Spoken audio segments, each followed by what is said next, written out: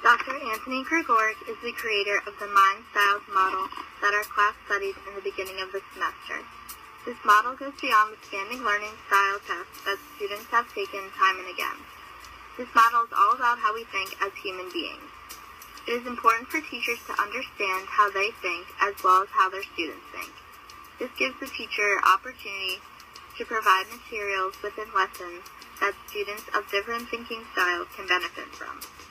The Gregoric Mind Styles model has a mission to promote self-knowledge, promote awareness of people, places, and things, as well as foster harmonious relationships. Let's look more closely at each of these styles.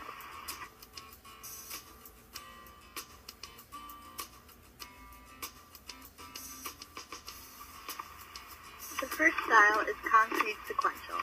The characteristics of this type are students who like clear directions, like doing things step by step, and have a great fear of being wrong. These students learn best by working in a quiet and orderly environment. They tend to struggle with making choices and answering open-ended assignments.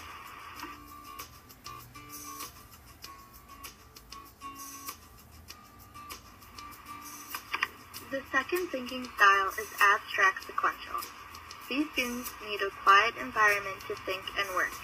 They think in a structured, logical way and usually fear that they will appear foolish or uninformed. They tend to learn best when working alone, doing research, and reading. They can struggle with expressing their emotions, working in groups, and taking risks.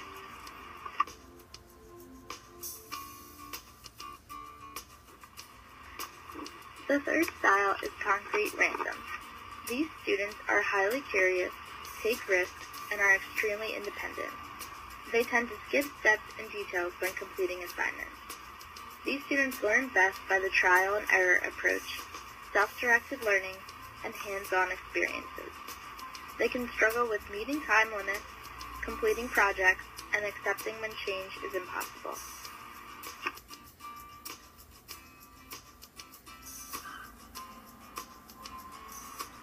The final thinking style is abstract random. These are the students who dislike routines, are imaginative, focus on friends and relationships, and are flexible. They tend to learn best by cooperative group work, working in a non-competitive environment, and when they are given personal attention. They can struggle with working alone, working within time limits, and on concentrating on one task at a time.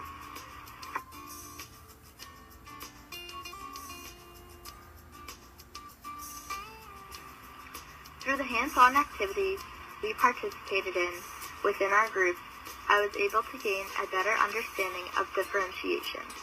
This is extremely important because when planning lessons, one must always think, how could I differentiate this lesson in order to reach all students? This semester was the first time I was introduced to the terms respectful tasks and flexible grouping. I now have a concrete understanding of these terms to continue my future success.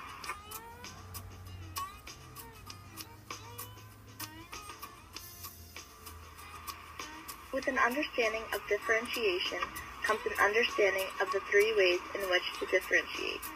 The assignments we completed during class time prepared me not only for the midterm, but for all my education classes. Students who have not yet taken this course tend to struggle with the concept of differentiation, but not me. Content, process, and product will always be in the back of my mind when planning lessons.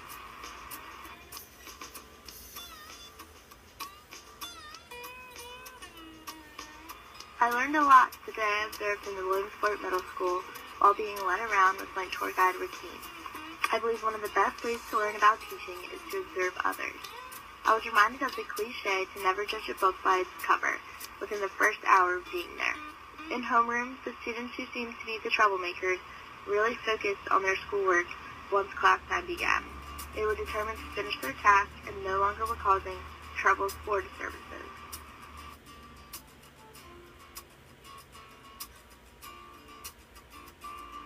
As a teacher, it is essential to have patience with your students in any classroom. In the middle school, patience was key for these students. It is easy for teachers to lose their cool, especially when the same students act out in class. While observing, I was very impressed with the patience the teachers had.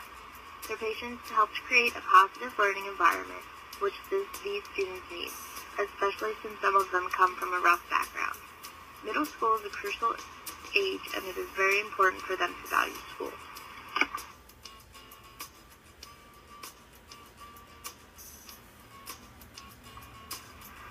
While serving in the middle school, I was able to learn about PSSA testing, classroom management, and professionalism. But I believe I learned more about how to be a positive role model for my future students. It was evident that the teachers in the middle school cared about their students and wanted them to succeed in everything they did. For some students, the case may be that school is the only positive environment they encounter all day. It is important that students know and understand that their teachers value them as a person as well as a student.